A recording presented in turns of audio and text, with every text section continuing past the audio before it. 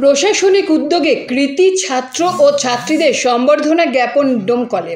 এদিন মুর্শিদাবাদের ডোমকল ব্লকের মাধ্যমিক ও উচ্চ মাধ্যমিক পরীক্ষায় উত্তীর্ণ কৃতি ছাত্র এবং ছাত্রীদের সম্বর্ধনা দেয়া হলো মুর্শিদাবাদের ডোমকল থানার পুলিশের পক্ষ থেকে।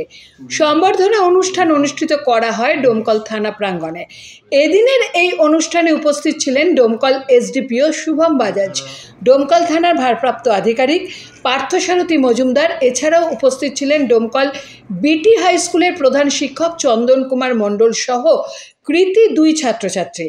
এই কৃতি ছাত্র ও ছাত্রীকে সম্বর্ধনা জ্ঞাপন করল ডোমকলের পুলিশ প্রশাসন। এই সম্বর্ধনা পেয়ে স্বভাবতই অনেক খুশি বলে জানান দুই ছাত্রছাত্রী।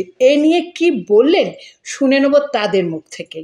আমি 483 নম্বর পেয়েছি এবং খুব ভালো একটা ফল করেছি ডোমকল থেকে। তো এই সাফল্যের জন্য আমার সত্যি খুব ভালো লাগছে আজকে, এবং এই সাফল্যের জন্য আমি আমার মা বাবা, স্কুল টিচার এবং আমার গৃহশিক্ষকদেরকে ধন্যবাদ জানাতে চাইব। তার সাথে সাথে আমার যারা প্রতিবেশী রয়েছেন তাদেরকে আমি ধন্যবাদ দিতে চাইব।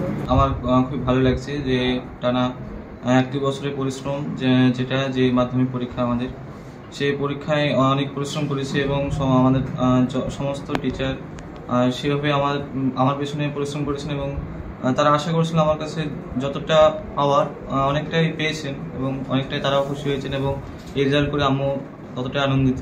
এবং এর ফলে যে এখানে এসেছি খুবই আনন্দের।